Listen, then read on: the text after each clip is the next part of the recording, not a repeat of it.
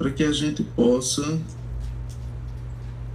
trabalhar agora a produção de vocês, tá bom?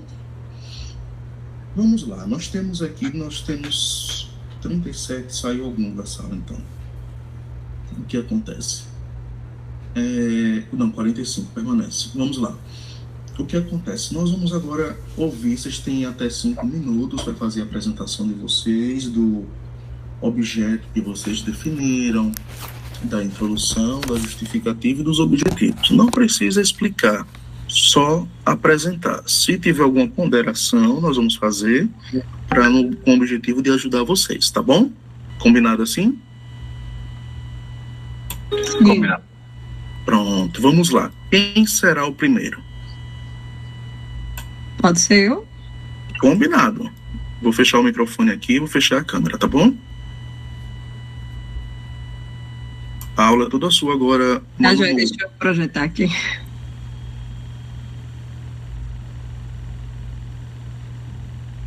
Eu vou pedir para o tutor Marcos, professor Marcos, ele organizando a apresentação com os alunos, ele pode ir passando a ordem, pode ser, professor Marcos? Pode.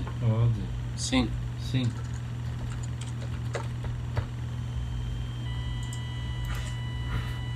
Sim, professor.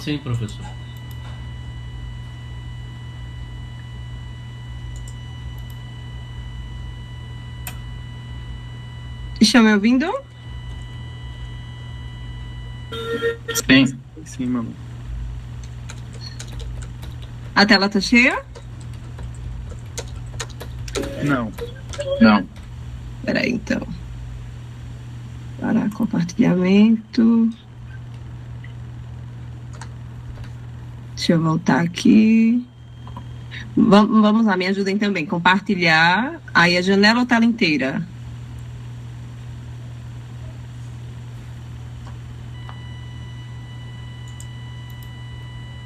Você já deixou projetado no Microsoft? Não, só um instante. Você deixa ele projetado lá, depois você volta e tenta. Aí você coloca aqui aparecer lá, que vai ser a janela.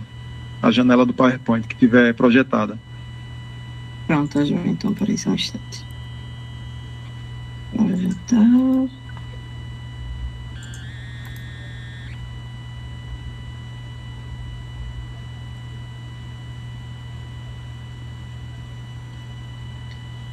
Janela, compartilhar.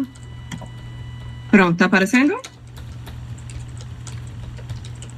Não, continua sem ser tela cheia. Mas já para todo mundo ver, então, para não perder tempo, pessoal. Pronto. Eu coloquei um espelho de tema, que possa ser daqui para lá mude, né? Porque diante da escrita. Oi? Rapidinho, que o professor Marcos ele pediu para nos apresentarmos falando o polo, o nome completo e o polo, para ele fazendo o controle. Tá joia. Eu sou Rose Emanuele Moura dos Santos, Bonfim. O polo é de Boca da Mata. Eu não estou vendo vocês agora, tá joia?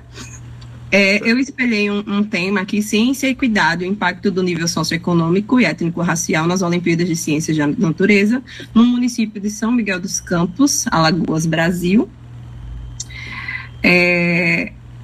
A minha introdução ela vem com o objetivo geral de traçar o perfil do aluno da modalidade de ensino, fundamental das escolas municipais de São Miguel dos Campos, o nível socioeconômico, o NSE, e inserir as estratégias que melhorem o rendimento dos discentes em avaliações externas. Os meus objetivos específicos, até então, seria traçar o perfil do aluno socioeconômico na modalidade de ensino fundamental de São Miguel dos Campos. O segundo seria analisar como o nível socioeconômico e a questão étnico-racial influenciam a participação e o desempenho dos estudantes em Olimpíadas de Ciências da Natureza.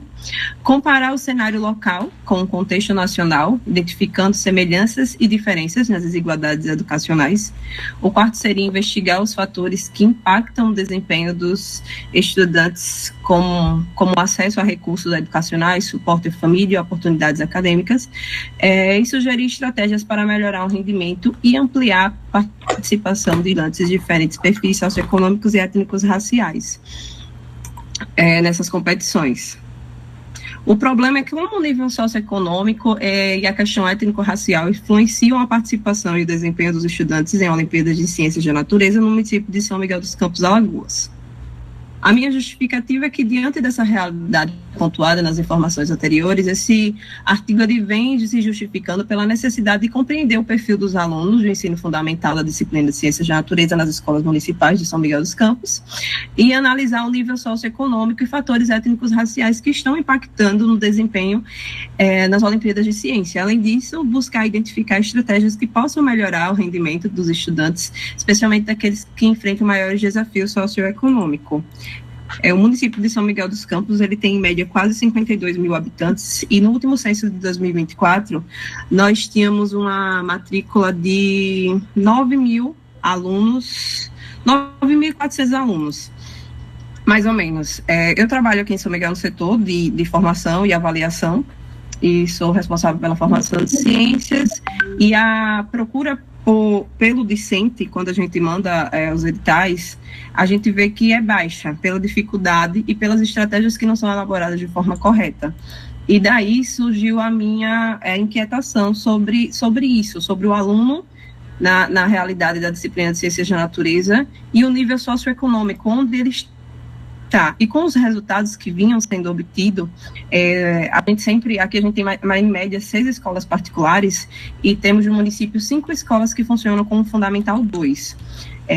Os alunos que obtinham êxito, ou seja, que eram medalhistas, eram alunos que já eram transferidos de escolas particulares, um aluno que já estava num contexto socioeconômico de uma família que assistia esse aluno, e a partir daí veio essa inquietação para que eu viesse com essa pesquisa. Fim.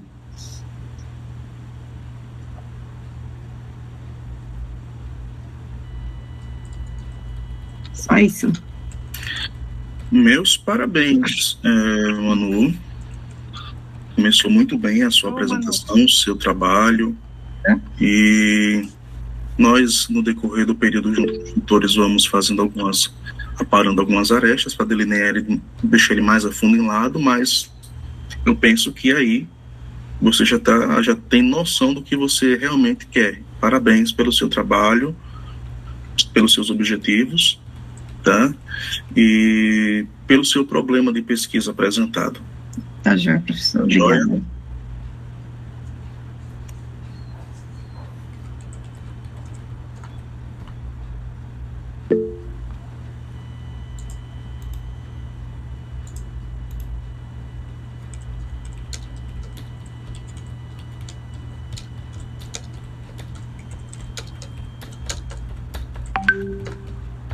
Próxima pessoa, quem seria?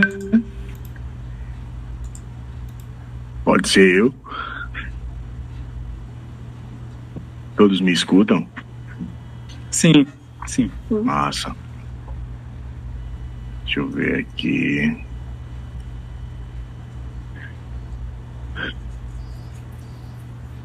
Dá para visualizar a apresentação? Alguém? Sim. Bom, eu sou Marcos, eu sou professor de Física da rede privada, daqui de Matriz, de Matemática também, da rede pública, e atualmente, desde o ano passado, eu estou coordenando o projeto de robótica na rede municipal. E aí eu pensei, por que não estudar as contribuições da robótica na rede em que eu estou atuando? Então, a proposta de projeto de pesquisa para esse trabalho é justamente analisar como se dará o ensino de robótica na rede municipal com as contribuições das ciências da natureza e da matemática. Mais especificamente, na parte da matemática, a programação e as combinações lógicas, etc., né, para os alunos da rede, uma vez que esse trabalho começou no passado, então é recente. Ou seja, na minha concepção, tem algo assim, bastante contribuinte a ser pesquisado. A minha proposta, o meu objeto de pesquisa, né, o meu objeto geral, é estabelecer esse estudo no eixo da rede municipal como uma forma de complementação formativa para os estudantes, uma vez que eles já têm as disciplinas de matemática e ciências, e a robótica vai vir como uma forma de aplicar esses conhecimentos nos laboratórios de ensino que a gente tem aqui na cidade.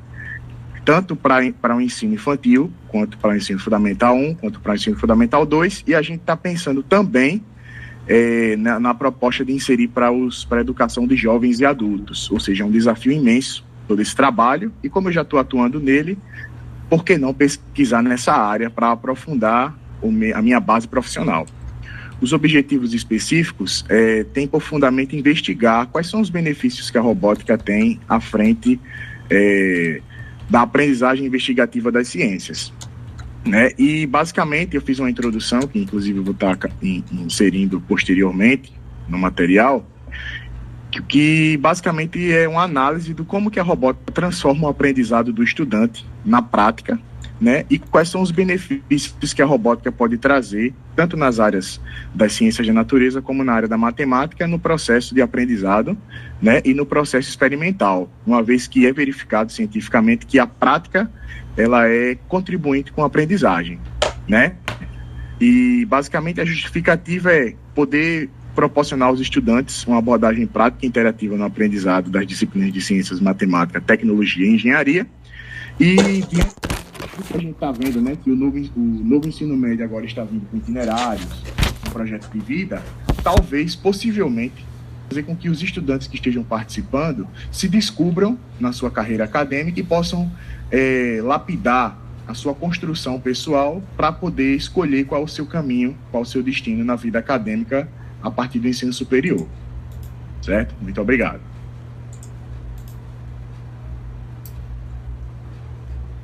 Muito bem. Próximo.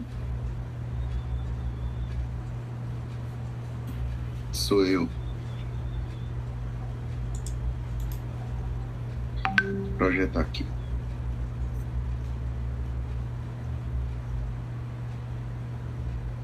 Conseguem ver? Sim. Ok. O meu tema será um estudo de caso, onde será aplicado 2 jogos, onde a aplicação de um caça-palavra e um jogo da memória para ensino-aprendizagem de poliedros em 2 turmas de 6º ano do ensino fundamental de uma escola aqui em Maceió, Alagoas. A justificativa desse tema diante a toda a situação que estamos vivendo, né, com grandes mudanças aí, com essa lei nova que mudou o celular, então os alunos, principalmente o aluno de 6º ano, que já tem uma certa energia exacerbada, né, então eles precisam ter, além do quadro, né, ter interação, principalmente com o lúdico. Então, essa foi uma das grandes justificativas de fazer esse estudo de caso, onde será feito também um levantamento estatístico dessas 2 turmas, e trabalhando sempre os jogos lúdicos e estimulando o trabalho em equipe, a comunicação, né, onde se havia perdido um pouco, né, devido ao uso do celular. E os objetivos, o meu objetivo geral é analisar as contribuições da aplicação do jogo de caça-palavras e o jogo da memória para ensino-aprendizagem de poliedro em 2 turmas do 6º ano, né, de uma escola de Maceió, Alagoas. E os objetivos específicos seria elaborar atividades com uso de jogos para o aperfeiçoamento do estudo de poliedros por alunos do 6º ano, aplicar as atividades propostas em sala de aula, identificar as principais dificuldades dos alunos relacionados ao estudo de polígonos e poliedros, analisar se os alunos evoluíram quanto pensamento geométrico após essas atividades aplicadas, e o percurso metodológico seria o quê? Fazer a pesquisa, né? Aqui é porque eu já tenho um trabalho pronto, aí acabei tendo que mudar algumas coisinhas, esqueci. Mas será na escola, como falei, a questão de quantidade de alunos ainda está sendo definida, porque ainda está entrando aluno, ainda está havendo aluno entrando nas turmas. E vai ser uma abordagem de um levantamento qualitativo e experimental com a aplicação de um questionário inicial para avaliar os conhecimentos prévios dos alunos em relação aos poliedros de Platão. Em seguida, vai ser aplicado os 2 jogos matemáticos, que no caso, o caça-palavra e o jogo da memória, e será feito novamente o questionário com os alunos e os dados serão analisados, sendo feito os levantamentos estatísticos, qualitativamente, ok? Aqui foi alguns referenciais que eu já tenho, que será ainda, né, adicionado mais alguns, mas de antemão é isso daí que eu já iniciei. Gostaria de agradecer a todo mundo. Muito bem, Diego. Bom dia, eu vou apresentar aqui, viu?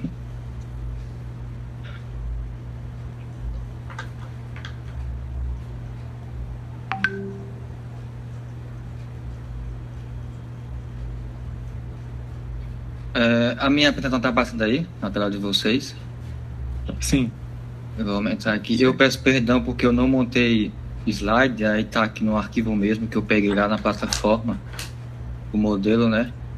E eu comecei a fazer em cima já. Deixa eu diminuir aqui o zoom. Então, meu nome é André Danos Corrêa, eu sou do Polo de Piranhas, e aqui está meu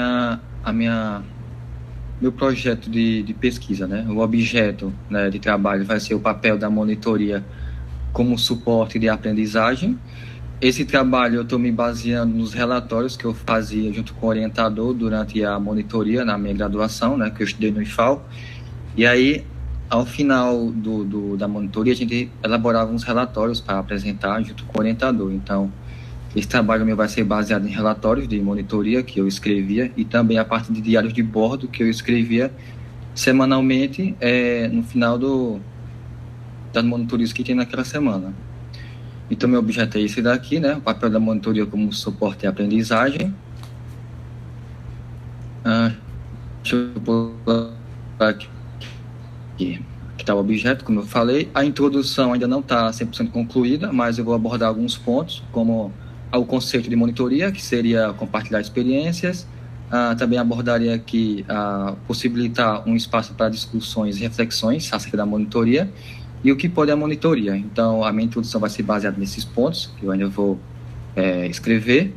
A minha justificativa, eu também não está ainda 100% pronto, mas vai ser o seguinte: a partir das vivências e reflexões, compreendemos a monitoria como espaço em que pode ocorrer relações de ensino-aprendizagem, numa perspectiva colaborativa, na medida em que alunos, monitor e orientador contribuem mutuamente para o desenvolvimento cognitivo de todos os envolvidos nessas possíveis relações.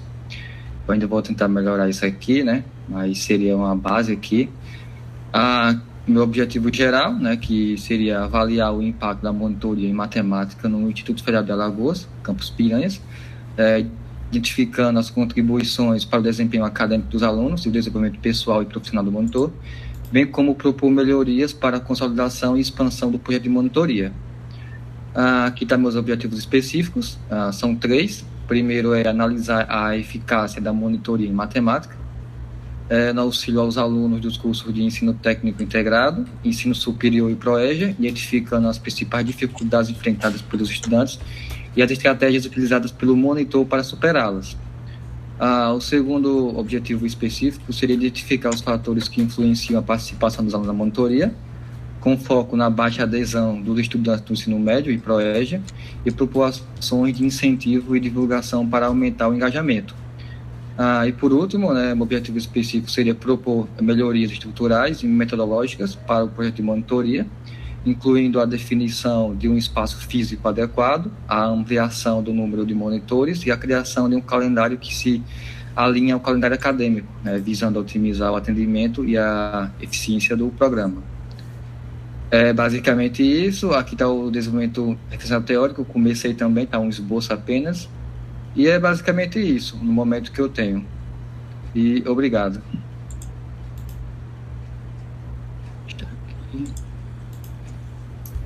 Muito bem, André, parabéns. Professor, Posso apresentar agora? Alguém falou? Posso ir agora? O professor Marcos, não foi? Sim, tem uma aluna, quando possível, ela está tendo dificuldade de enviar o vídeo de sua apresentação. Ela me pediu para enviar. Quando possível, poderia encaminhar o vídeo da apresentação dela. Tranquilo. Ok, professor, obrigado.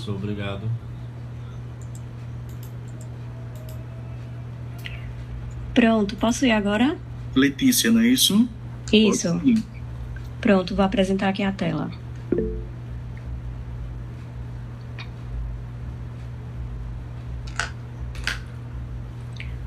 Bom dia. Meu nome é Letícia, eu sou do Polo de Boca da Mata. Eu sou professora dos anos finais de ciências, tanto da rede pública quanto da rede privada. E aí o tema inicial da minha pesquisa seria esse, educação em saúde, alfabetização científica, uma análise transversal dos níveis de compreensão e percepção de alunos das redes pública e privada de ensino. E aí, por introdução, a gente sabe que a educação em saúde e a alfabetização científica, elas são fundamentais para a formação de cidadãos críticos e conscientes.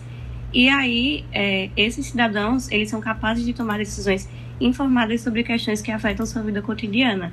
Então, na prática, a gente vê que existe uma certa defasagem nos níveis de compreensão, na educação em saúde e na alfabetização científica dos alunos na matéria de ciências.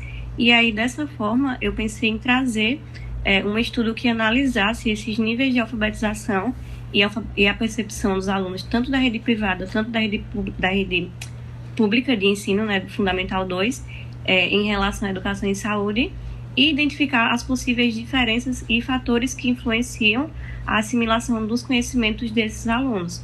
Então, os objetivos específicos seriam investigar a compreensão dos alunos sobre os conceitos fundamentais de saúde e sua relação com o ensino de ciências, comparar os níveis de alfabetização científica, tanto dos alunos da rede pública quanto dos alunos da rede privada, levando em consideração, obviamente, as percepções e o contexto educacional de cada público, e, por fim, identificar estratégias pedagógicas que poderiam solucionar as lacunas que seriam encontradas nesse comparativo. E aí a justificativa seria a necessidade de compreender esses níveis de alfabetização científica e a percepção desses alunos, tanto da rede pública quanto da rede privada de ensino. E, de forma breve, seria basicamente isso.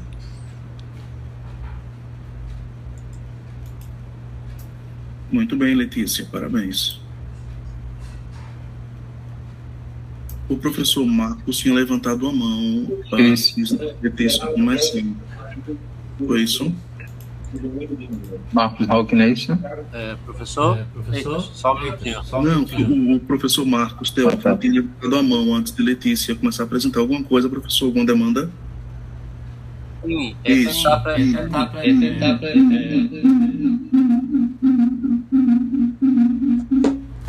Tá muito eco. Não consegui entender. Professor, para enviar a apresentação da aluna aqui, eu posso enviar agora o vídeo? Tentar enviar aqui o vídeo? Pode ser. Daqui a pouco a gente dá sequência à lista dos demais alunos. Pode ser? Certo. Pode apresentar.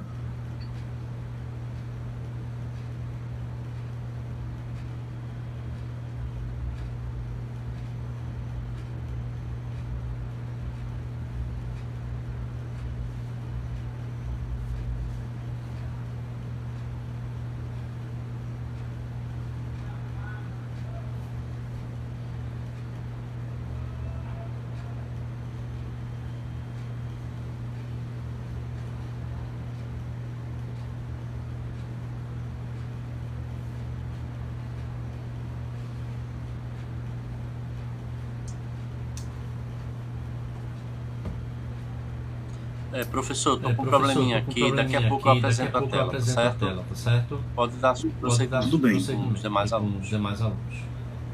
Pronto, tudo bem. Vamos quem é o próximo? Sou eu. Pronto, pode dar prosseguimento, Marcos. Ok, eu vou tirar aqui a apresentação. Ok, deixa eu...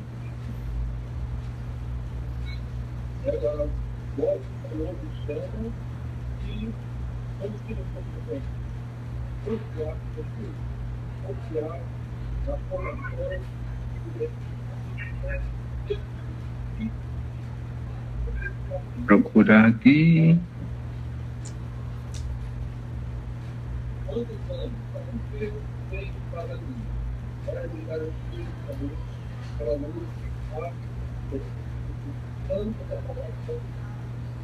Pronto, dá para ver aí? Sim.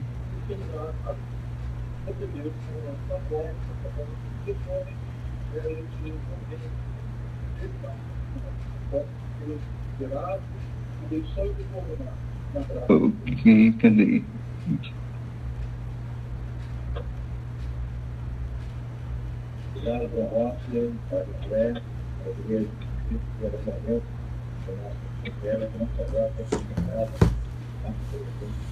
Espera aí que eu tô tendo um probleminhazinho.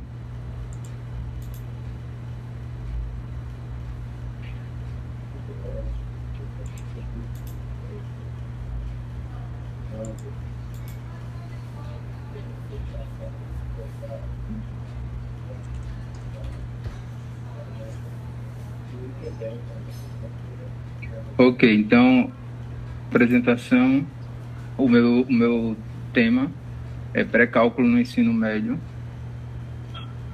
Ok? Esse daí foi o tema que eu já venho analisando desde quando eu fazia a minha graduação. E aí, a gente segue com a introdução. O curso de pré-cálculo tem como ideia principal de preparar os alunos para o estudo do cálculo, fundamental nas áreas de exatas como química, física, matemática, engenharia, arquitetura e etc., abordando conceitos matemáticos fundamentais e desenvolvendo habilidades analíticas.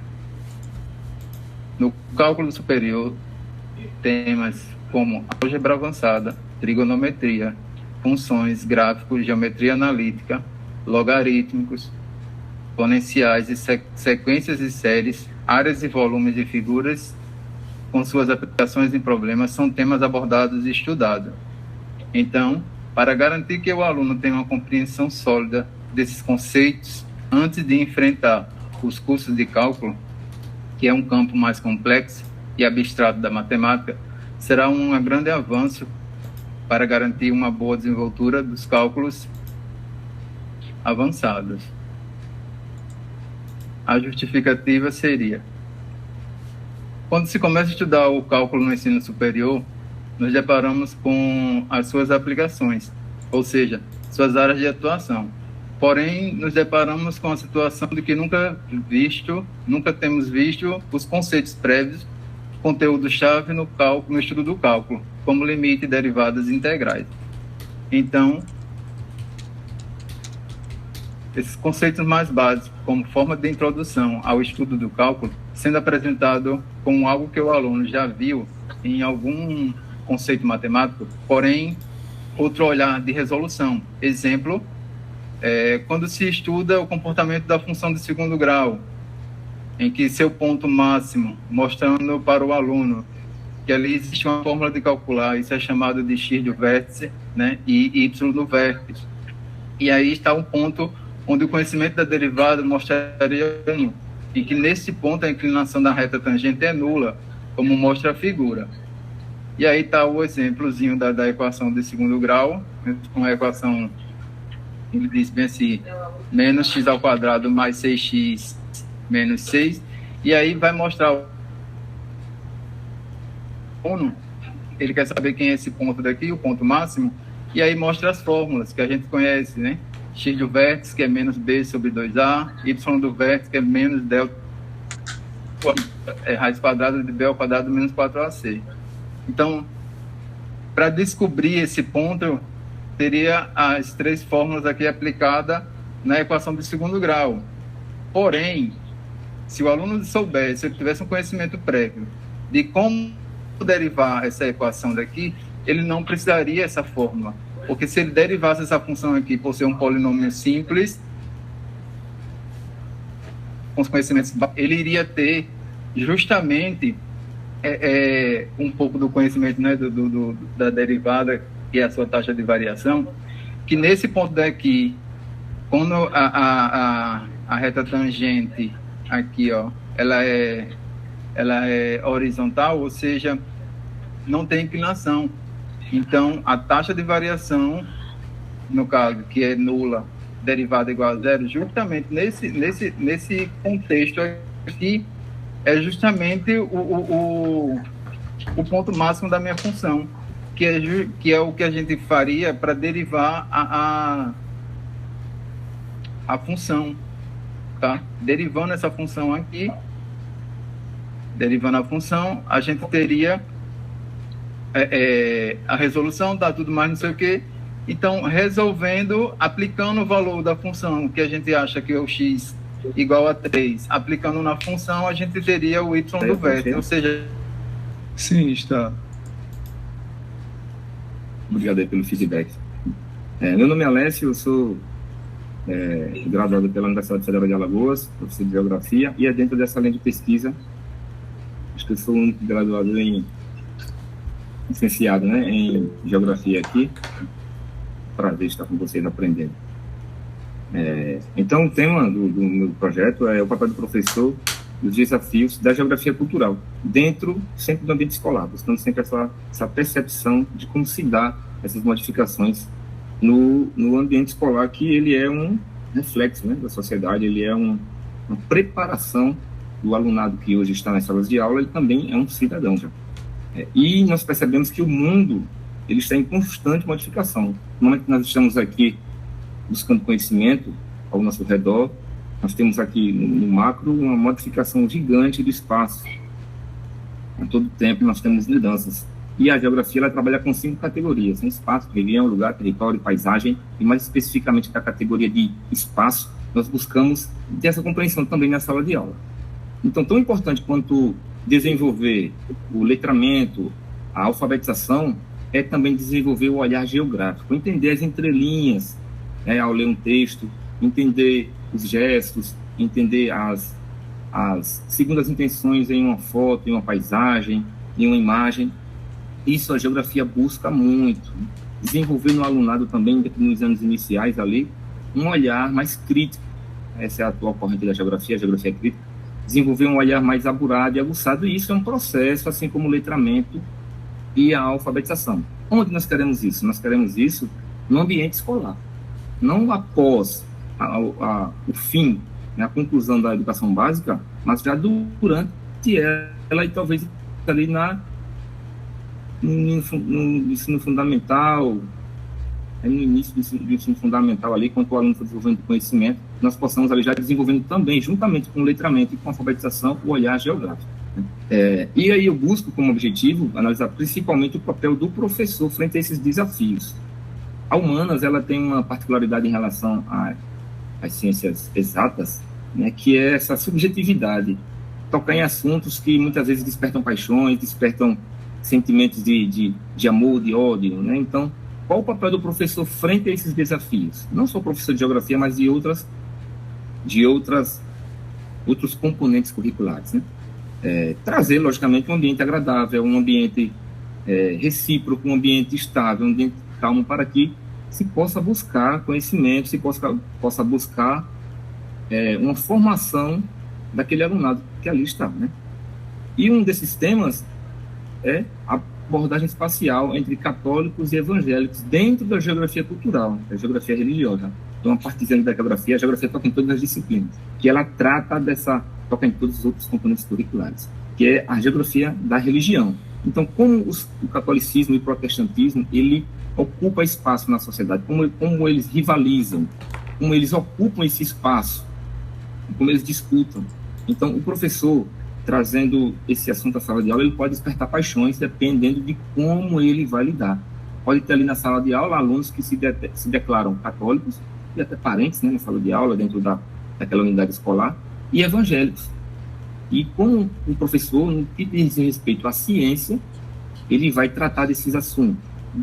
Então, compreender essas modificações de espaço, por exemplo, o que se busca ao pegar um território que não tem nenhum significado, nenhum espaço que não tem nenhum significado, e ali você trazer um símbolo religioso, você construir ali um altar, você construir ali uma igreja. O que é que se busca? As escolhas que antecedem, né? Uma altimetria elevada, geralmente. Nós vemos isso muito nos pequenos municípios do Nordeste, né? A construção de uma igreja. O que é que antevém isso? Uma altimetria elevada, um local onde possa ser visto por todos de uma longa distância. Do ponto de vista arquitetônico, são construções que chamam a atenção tanto pela sua altura, tanto pela sua largura, né? Elas têm uma características próprias, no que se refere à cor das edificações. Dentro também tem todo um simbolismo, você tem um som característico, tudo isso para marcar território e para rivalizar também com as outras correntes, ainda que seja duas correntes da mesma religião.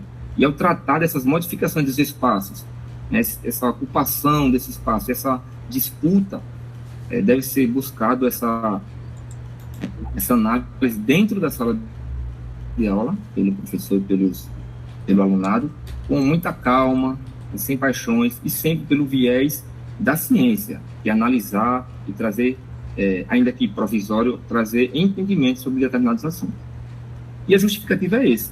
Se nós tivermos um ambiente escolar sadio e harmonioso, só assim nós podemos tratar desse e de outros assuntos que são tão característicos das ciências humanas, né? Mas não só das humanas.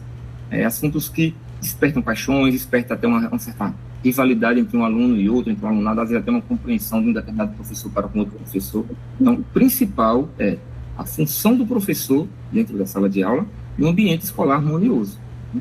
E o aluno como um protagonista, que é o que o professor está nos passando aqui nessas aulas, que é nós buscarmos sempre tomar frente para resolver as questões, né? Esse é um entendimento muito moderno e muito presente de que o alunado ele deve tomar a frente, o professor fica ali como um intermediário, o professor fica ali para auxiliar o aluno que deve ser o protagonista da sua história. E esse aluno de hoje, ele é um cidadão, já estou ultrapassando o meu tempo, 5 minutos e 30 segundos. Ele também é um cidadão e precisa ter esses conhecimentos para que, daqui a 50 anos, 100 anos, ele vai ocupar um lugar na sociedade. Os nossos lugares, que nós estamos aqui comentando, aprendendo, esses lugares serão alcançados por outras pessoas. É um resuminho, eu já comecei a escrever, tem umas 4, 5 laudas, aqui eu fiz uma justificativa mais sucinta, dado o tempo de 5 minutos. Muito obrigado, é um prazer estar aqui aprendendo com todos vocês. Muito bem, Alessio, não é isso? Vamos trabalhando. Isso, Alessio. Tenho certeza que até a próxima semana faremos os ajustes. Depois os professores tutores vão convidar vocês para poder fazer algumas orientações individuais que a gente está ponderando aqui, tá? Para que a gente possa ter um projeto de pesquisa fechadinho na próxima semana já com vocês. Vamos lá, o próximo. O próximo sou eu, sou Adonias. Vocês estão enxergando a minha tela já? Sim. Pronto, eu vou apresentar aqui. Eu sou do Polo Piranhas. Meu nome é José Adonias. Eu sou professor de Química. Então, baseado na pressuposto que eu gosto muito da área de Química e como essa especialização em ensino de ciências, eu resolvi abordar esse tema, que seria a experimentação para o aprendizado das ciências. Então, eu trouxe uma introdução bem simplesinha, que seria abordar os fenômenos naturais aos estudantes, talvez seja a melhor forma de provocar a pergunta essencial, que seria: por que isso acontece? Como isso acontece? É possível quantificar ou matematizar? Então, será que o estudante ele vai conseguir responder essas perguntas? E a justificativa seria que diversas teorias pedagógicas que a gente já estuda durante a graduação, elas já afirmam que a experimentação ela é fundamental para o discente ele realmente visualizar os fenômenos da natureza. Ou seja, quando você vê o fenômeno acontecendo e não só vê teoria, significa dizer que aquilo internaliza. Então, eu acredito que se a gente abordar de uma forma mais experimental os conteúdos, provavelmente aquele conteúdo vai ser melhor aproveitado. Então, tendo como objetivo geral, que seria desenvolver experimentos que abordem os fenômenos que se encontram na natureza, como, por exemplo, densidade dos materiais, propriedades físicas, reatividade, dentre outros. Tem várias outras características, né? Então, eu especifiquei apenas algumas aqui por enquanto. E dentro dos objetivos específicos seria elaborar um experimento onde o estudante, antes de ele ver o experimento acontecendo, ele vai responder um questionário prévio com a pergunta: o que é que você acha que vai acontecer? O que é que poderia acontecer? E depois que ele responder esse questionário, aí eu faço o experimento e aí eles vão avaliar os conhecimentos deles em função do que realmente eles achavam que iria acontecer. Explicar qualitativamente o fenômeno, depois procurar junto com eles o conteúdo em materiais didáticos que aborde a teoria do mesmo e confrontar com as respostas que eles já tiveram dado no formulário anterior. Desenvolver um mapa mental a respeito de todos os parâmetros envolvidos que sejam essenciais para a completa compreensão daquele fenômeno que foi abordado e como tudo isso vai ser elaborado. Então, primeiro, se o experimento for perigoso, a gente pode ver vídeo na internet. Se o experimento precisar que o ambiente todos possam ver ao mesmo tempo, então esse experimento vai ser planejado para ser feito em sala de aula. Algo que não seja perigoso, óbvio, por exemplo, tocar fogo num pedaço de papel em um cadinho, por exemplo, para depois dali fazer diversas perguntas. Então isso aí pode ser feito numa sala de aula que todo mundo está vendo ao mesmo tempo. E alguns casos específicos que precisam de vidraria, que precisam de mais segurança, são experimentos que vão ser planejados para ser feitos no laboratório. E o que é que espero com tudo isso? É que depois dos estudantes observarem cada experimento, cada teoria envolvida no experimento, abordar todo aquele mapa mental que envolve todas as explicações por trás daquele experimento, depois disso tudo, eu darei um experimento ou um fenômeno para o estudante e ele por si só, né, de forma totalmente autônoma, sem a ajuda do professor, conseguir fazer tudo aquilo que ele fez durante o que ele aprendeu. Esse seria o projeto de pesquisa que eu vou tentar desenvolver. E vai ser um projeto que eu vou aplicar agora na prática, já que eu vou pegar todas as turmas de primeiro ano, então vão ser alunos que teoricamente vêm cru do ensino médio, ensino fundamental, né? E conhecem a química como ciências. Então eles vão se deparar agora com os fenômenos físicos, químicos e matemáticos, tudo por trás envolvido em cada tipo de experimento. Então vai ser um estudo que eu vou desenvolver junto com todos os estudantes do primeiro ano do curso de agroindústria, agroecologia e agropecuária. Manhã e tarde, então isso dá em torno de 40, 80, 120 alunos. Muito bem, Adonias, vai ter uma amostra extremamente grande para poder fazer uma análise e um trabalho para, quem sabe, mais na frente desenvolver uma pesquisa maior, né? Parabéns pelo seu objeto de pesquisa. Quem é o próximo? Sou eu, professor. Muito bem, pode apresentar.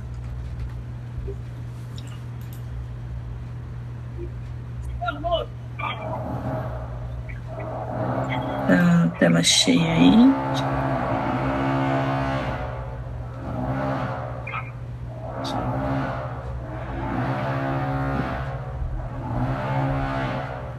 Bom, gente, bom dia. Estão me ouvindo? Sim. Sim, estamos. Pronto. Bom dia, eu me chamo Mayara Ribas, sou do Polo Boca da Mata. Sou formada em Administração Pública e finalizando Tributação. A gente não tá cheio, né? Na tela. Não tá. Mas dá pra prosseguir assim. Né? Isso, dá pra ver. Dá.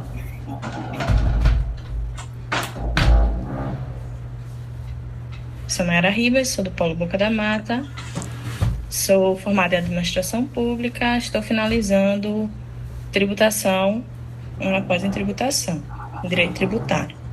Bom, o meu tema é escolhido, que ainda vou fazer um filtro sobre ele para deixar ele bem específico, tendo em vista que atualmente eu trabalho na área da educação e como administradora eu venho percebendo esse déficit na nossa educação básica. Iniciando o tema com matemática financeira, a importância da inclusão na educação básica em forma de aprendizagem dinâmica e funcional.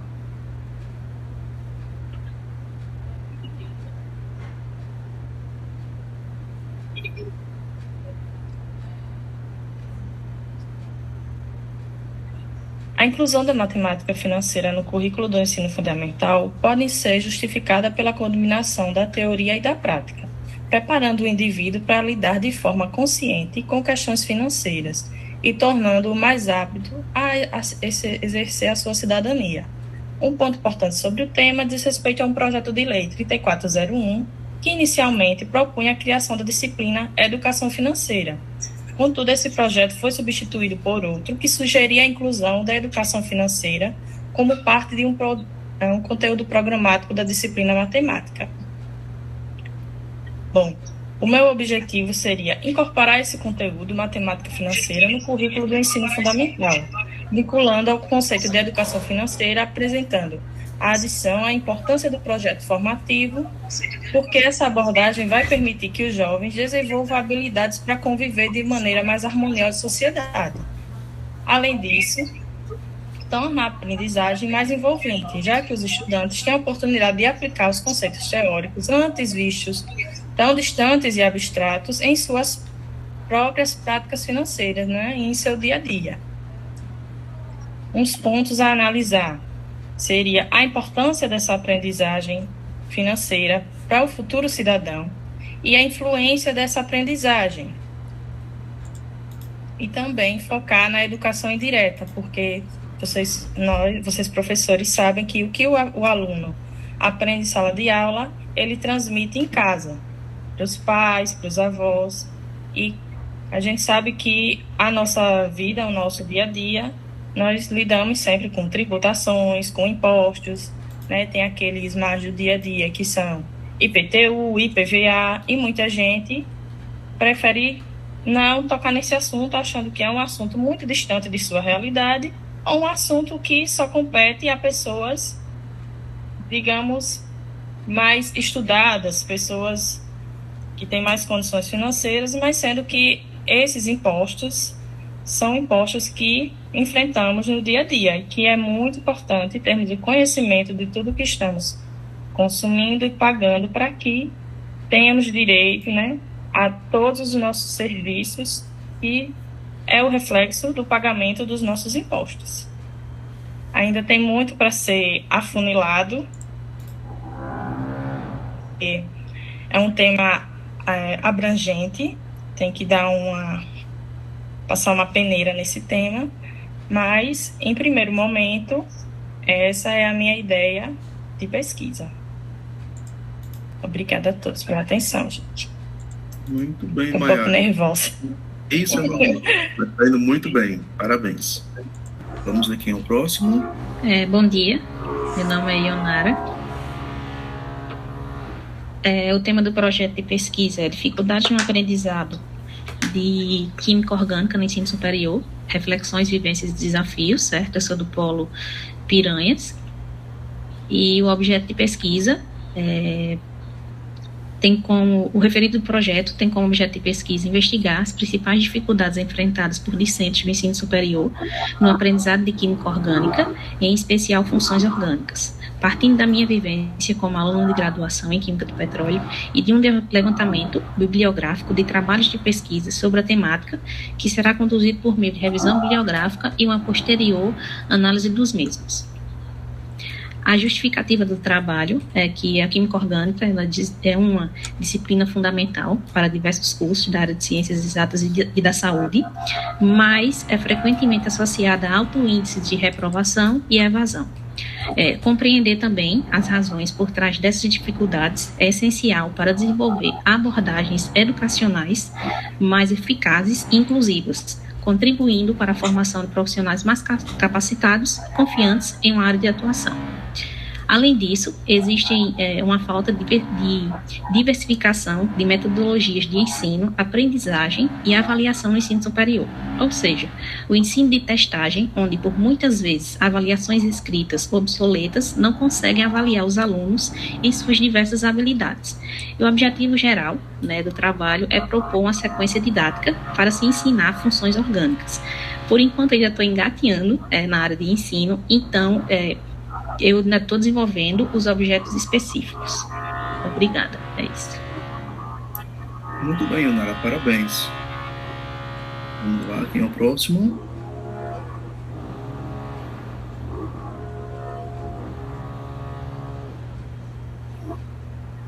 Sou eu, professor Viviane. Bom dia.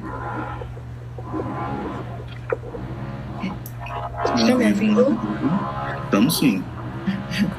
Bom dia, meu nome é Viviane, eu sou aqui do Polo de Matriz de Camaragibe. O objeto de pesquisa é perspectivas e dificuldades no ensino de matemática nas séries iniciais do ensino fundamental. Aí eu vou falar um pouquinho aqui sobre a introdução, a justificativa e os objetivos. Na introdução, o ensino da matemática se dedica ao estudo da aprendizagem e ensino da mesma, sendo de suma importância para todos e necessária, pois possibilita a construção do conhecimento e desenvolvimento, facilitando a compreensão de situações no nosso dia a dia que envolvem raciocínio lógico, solução de problemas, entre outros fatores.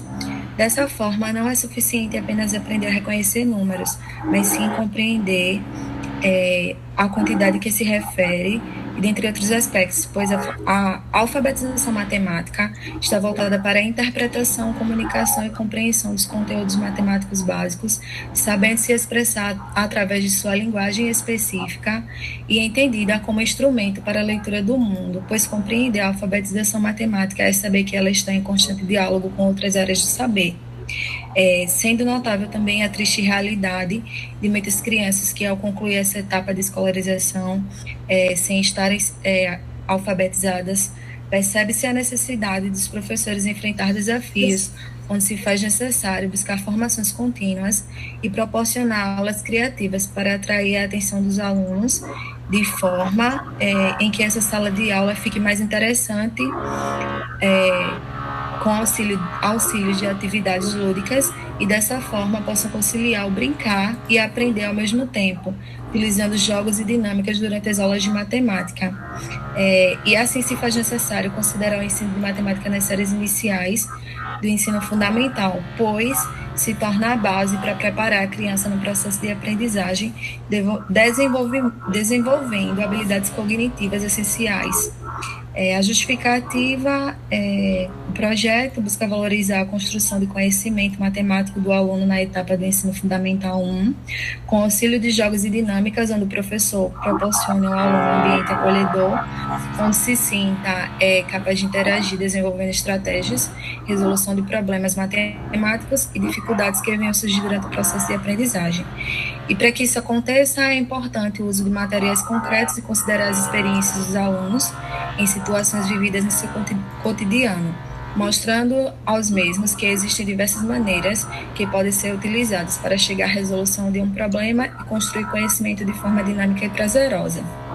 Dessa forma, é fundamental desenvolver estratégias precisas a fim de obter resultados que potencializem o desenvolvimento do ensino de matemática, proporcionando aos alunos reorganizar conceitos e habilidades, atendendo a um objetivo e ampliando sua aprendizagem através da mediação entre professor e aluno.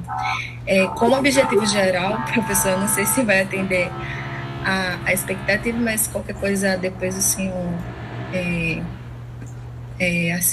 faz umas observações, mas eu coloquei que seria contribuir com a construção do conhecimento no processo de desenvolvimento e aprendizagem do aluno no ensino de matemática nos anos iniciais do ensino fundamental. Já como objetivos específicos, eu coloquei proporcionar o contato da matemática por meio de práticas no cotidiano, estimular a colaboração e o trabalho em equipe e também desenvolver habilidades como raciocínio lógico, por exemplo. Encerrei a apresentação, gente. Muito obrigada pela atenção. Muito bem, Viviane. Pode contar com nossa ajuda. Parabéns.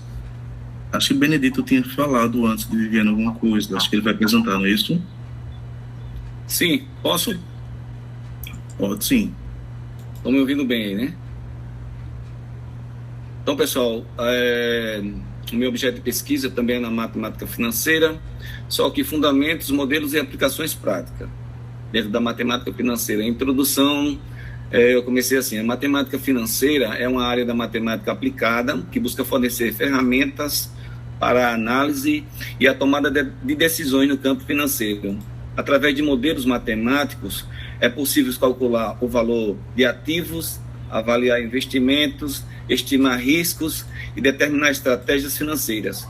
Com esta pesquisa, pretendo explorar os principais conceitos e métodos usados em matemática financeira, além de suas aplicações no mercado financeiro, destacando a importância desta disciplina para a gestão de recursos e otimização de decisões em um ambiente econômico e dinâmico. E a minha justificativa diz assim: a matemática financeira é um ramo da matemática aplicada que utiliza conceitos de álgebra, cálculo, probabilidade e otimização para resolver problemas práticos no setor financeiro. Seu foco principal está na análise e na avaliação de fluxo de caixa, investimentos, financiamentos e precificações de ativos financeiros. O campo se tornou essencial para profissionais de finanças, economistas e investidores, especialmente com o avanço da tecnologia da computação e o aumento da complexidade do mercado financeiro globais. E com isso eu encerro minha apresentação, professor. Fiz muito simples porque eu achei que não daria tempo para todo mundo apresentar. Obrigado pela atenção. Parabéns, Vineito. Muito bem. Quem é o próximo? Nós temos aí... Sou eu, a próxima da lista. Nós temos 25 minutos de aula ainda. Vamos lá, pessoal, se organizar para ocupar esses 25 minutos.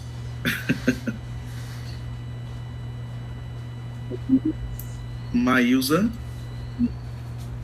Isso, vou compartilhar aqui.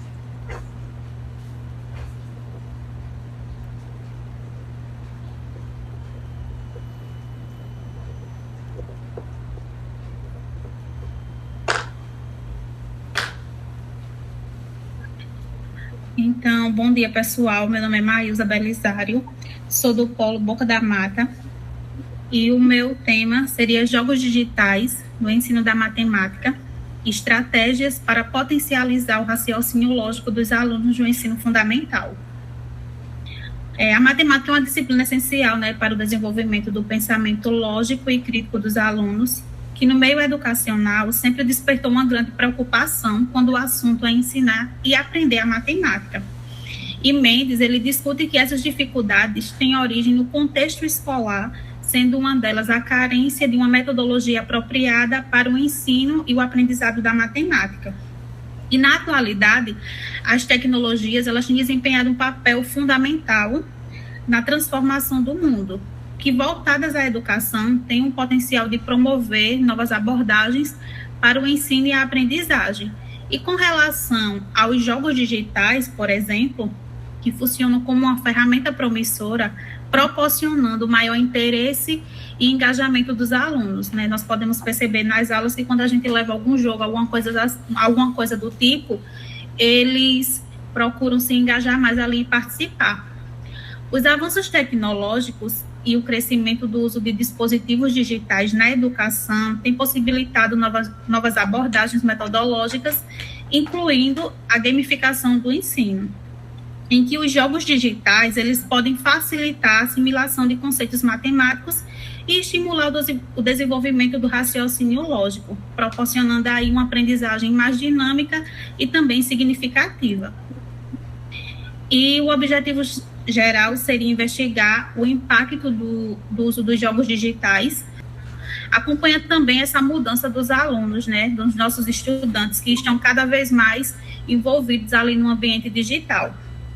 Assim, a utilização de jogos digitais como recursos pedagógicos contribui para uma educação mais inclusiva, interativa e motivadora. essencial para o desenvolvimento pleno dos estudantes no ensino da matemática. E essa necessidade de explorar as novas metodologias que aprimorem o ensino da matemática e contribuam para o desempenho escolar dos alunos está cada vez mais gritante no mundo atual. E essa pesquisa ela poderá auxiliar, né, os professores na implementação de estratégias didáticas inovadoras, podendo fornecer subsídios para futuras investigações sobre o impacto dos jogos digitais na educação matemática. E é isso. Muito obrigada a todos. Parabéns, Maílza. Muito bem. Quem é o próximo? Bom dia. Sou eu. Pode apresentar. Silmara, não é isso? Isso. Vou compartilhar aqui a tela.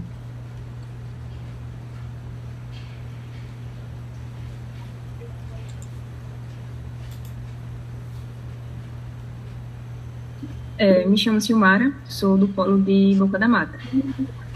O seguinte objeto de pesquisa que eu pensei foi o xadrez e habilidades matemáticas, uma análise da influência do jogo na proficiência dos alunos. Pensei em relacionar os dois, né? O xadrez com a matemática. Nos objetivos, do objetivo geral, coloquei que seria examinar como a prática do xadrez pode contribuir para o desenvolvimento do pensamento lógico e da resolução de problemas, impactando o desempenho dos alunos. Já dos específicos, investigar a relação entre o aprendizado do xadrez e o desenvolvimento do raciocínio lógico matemático nos alunos. Segundo objetivo, avaliar como o xadrez pode ser utilizado como ferramenta pedagógica para melhorar a resolução de problemas matemáticos e a tomada de decisões estratégicas. E o terceiro, comparar o desempenho em matemática entre os alunos que praticam o xadrez e aqueles que não têm contato com o jogo. Na introdução, eu fiz um breve resumo do que eu escrevi. Para não se alongar tanto, o início aí eu falei mais sobre o xadrez, os seus benefícios, e também que ele é uma ferramenta pedagógica muito utilizado em algumas escolas já como grade curricular, principalmente em escolas privadas. Na escola que eu trabalho aqui é uma escola pública e a gente só aborda mais o xadrez até julho, do início do ano até julho, por causa da competição que eles participam, que é o do GEAL. Além disso, eu coloquei ainda na introdução esses 4 pontos aí abaixo. Primeiro foi os benefícios do uso do xadrez para o desenvolvimento humano e escolar, porque o xadrez ele não só se desenvolve na parte escolar, mas também de forma humana. Os benefícios que eu citei foram os benefícios para o desenvolvimento cognitivo, acadêmicos, emocionais, psicológicos, sociais e também os benefícios para a saúde mental. Também na introdução eu citei o xadrez como um esporte. Muitos podem não conhecer, mas o xadrez ele não é somente um jogo, né? Ele é um esporte. E no nosso âmbito educacional da parte básica, né, a gente participa do GEAL, que é os Jogos Estudantis de Alagoas. É uma competição estadual que, tendo uma boa classificação, a gente vai para a nacional, e tendo uma boa classificação na nacional, a gente ainda pode ir para a internacional. Então, os alunos eles se motivam bastante quando falam disso e se interessam a querer aprender o xadrez para poder competir. Isso já é um aliado, porque com isso eles vão desenvolver várias habilidades, principalmente aí na parte de matemática. O terceiro ponto que eu coloquei foi o xadrez associado à matemática, pois eu vou relacionar aos conteúdos de matemática, por exemplo, raciocínio lógico, desenvolvimento de habilidades de resolução de problemas, a geometria e simetria, pensamento abstrato e cálculo mental, e também a probabilidade estatística. E o quarto ponto, eu ainda não desenvolvi, durante essa semana eu vou tentar concluir, mas seria o xadrez e desempenho matemático, uma comparação entre praticantes e não praticantes, para poder fazer essa comparação dos alunos que praticam o rendimento escolar, né, dos que praticam o xadrez e daqueles que não praticam. E, por fim, a justificativa, no contexto educacional, a introdução do xadrez como ferramenta pedagógica pode representar uma abordagem inovadora para melhorar o aprendizado da matemática e preparar os alunos para desafios acadêmicos mais complexos. Estudos indicam que o desenvolvimento do pensamento lógico está diretamente relacionado à capacidade de solução de problemas matemáticos. Dessa forma, investigar a relação entre a prática do xadrez e o desempenho dos alunos pode fornecer evidências sobre a eficácia dessa estratégia no ensino da matemática. Além disso, ao comparar os resultados entre estudantes que praticam xadrez e aqueles que não têm o contato com o jogo, será possível verificar se há diferenças significativas no desempenho acadêmico. Com isso, espero que os resultados obtidos possam servir de base para políticas educacionais que promovam o uso do xadrez nas escolas como uma estratégia para o aprimoramento do ensino da matemática e do desenvolvimento cognitivo dos alunos. Foi isso. Muito bem, Silmara. Parabéns, belíssimo trabalho. Vamos lá, pessoal. Quem é o próximo? Eu quero pedir só ao pessoal que vamos ajustando a questão do horário para que a gente não passe muito, certo? Vamos lá, quem é o próximo? Pode, Sérgio. Sou eu o próximo? Jonatas, Sérgio apresenta agora e daqui a pouco, assim que ele encerrar, você já entra, certo? Aí assim que você encerrar, quem é o próximo, já vê a lista aqui, uma lista que tem aqui no chat. Eu vou ser o máximo breve possível. Bom dia a todos, meu nome é Sérgio José da Silva, eu sou de Matriz de Camaragibe, mas eu não moro em Matriz de Camaragibe, eu moro em Jaboatão dos Guararapes, trabalho como professor de matemática no município do Cabo Santo Agostinho, e o tema escolhido foi a matemática através de jogos, da teoria na prática. Sabemos que os jogos ele é uma excelente ferramenta para o desenvolvimento do aluno, não só do aluno, de todas as pessoas, né? E o que me chamou a atenção aos jogos é justamente essa interação que ele faz no dia a dia das pessoas. E a minha inquietação com relação à matemática era o seguinte: e os jogos? Será que hoje em dia existem jogos que trabalham diretamente os conceitos matemáticos? Eu não falo trabalhar a matemática no contexto abstrato, e sim diretamente. Por exemplo, existe um jogo hoje chamado Fraxoma, que ele é um excelente jogo para trabalhar diretamente fração. Você trabalha todo o estudo de fração com ele e trabalha até os cálculos fracionários. E o outro jogo é áreas e potência. Esse jogo você trabalha na prática, você trabalha perímetro e área. Então a minha inquietação era justamente esse: será que existem jogos que trabalham diretamente os conceitos matemáticos? Se o professor hoje ele pegar um tema, por exemplo, hoje eu vou trabalhar em sala de aula máximo divisor comum. Será que existem os jogos que eu possa incrementar na minha aula para trabalhar isso? Então, a minha proposta é justamente essa: criar jogos, que eu já crio jogos há algum tempo já, que trabalhem diretamente os conceitos matemáticos, não só no abstrato, entendeu?